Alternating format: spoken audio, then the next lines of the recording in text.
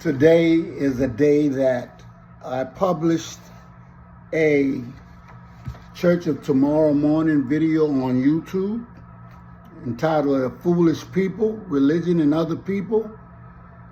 It's rather lengthy, but if you would like, please go to YouTube and look at the Church of Tomorrow Morning video that I put out today, Too Far Enterprises.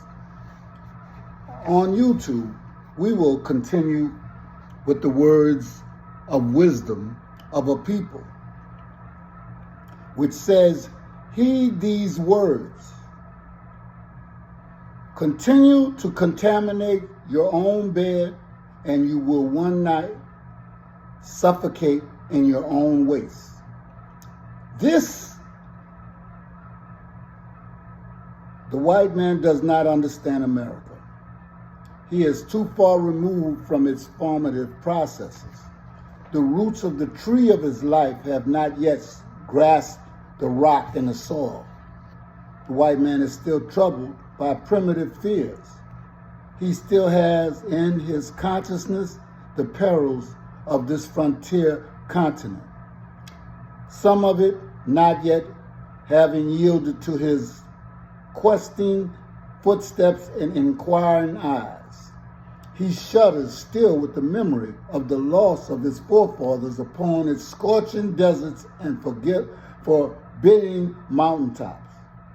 The man from Europe is still a foreigner and an alien, and he still hates the man who questioned his path across the continent.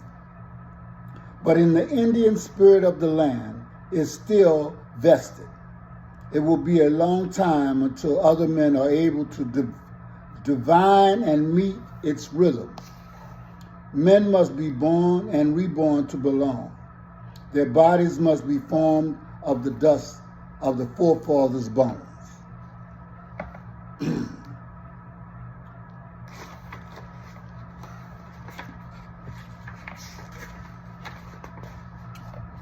In the government you call civilized, the happiness of the people is constantly sacrificed to the splendor of empire.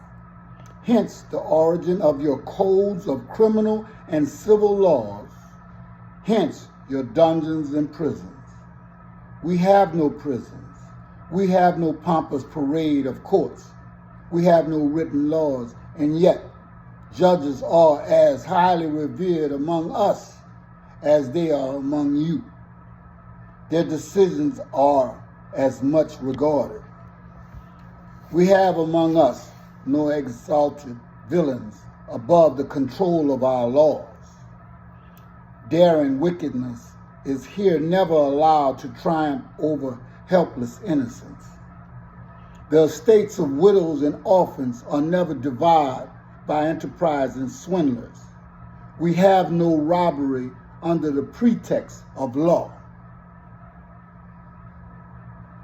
This should be taken very seriously, and you should let this marinate in your mind, because this is pertinent to today and now. We live in this. We suffer under this. Therefore, I read this. The attempted transformation of a people by the white man and the chaos that has resulted are but the fruits of the white man's disobedience of a fundamental and spiritual law. Civilization has been thrust upon me since the days of the reservations, and it has not added one whit to my sense of justice, to my reverence for the rights of life, to my love for truth, honesty, and generosity, or to my faith.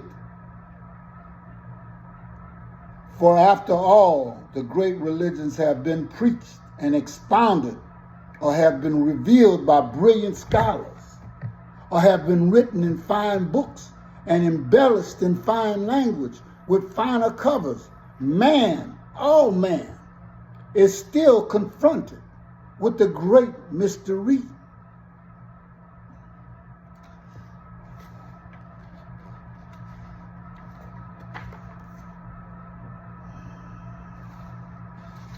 This, brothers, money to us is of no value, and to most of us unknown, and as no consideration whatsoever can induce us to sell the lands on which we get our sustenance for our women and children.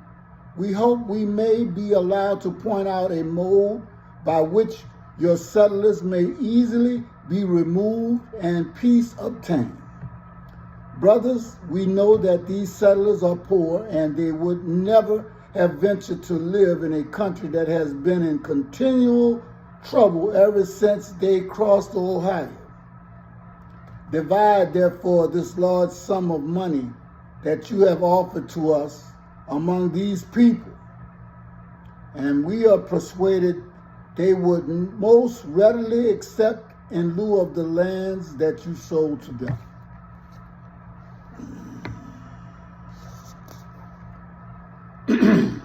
In closing, this is about the promises of a people who are broken, every one of them.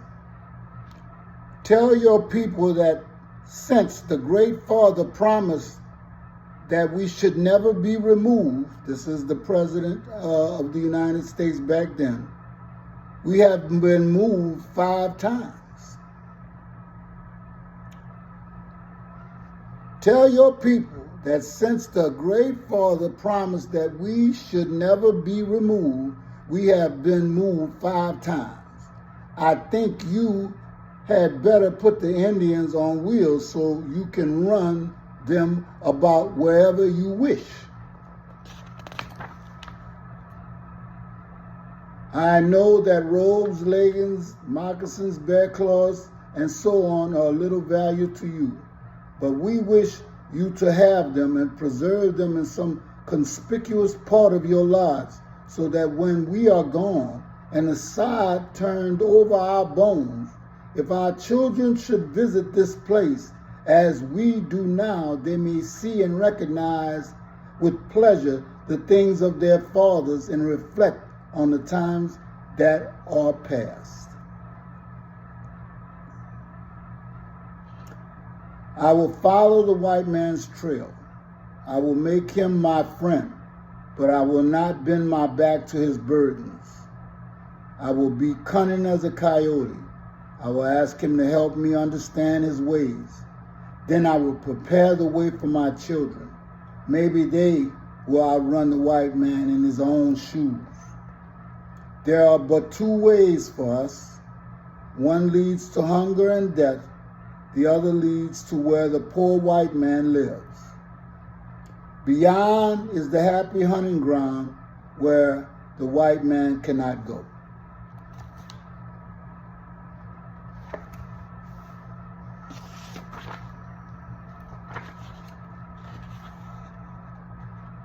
I thank you for listening.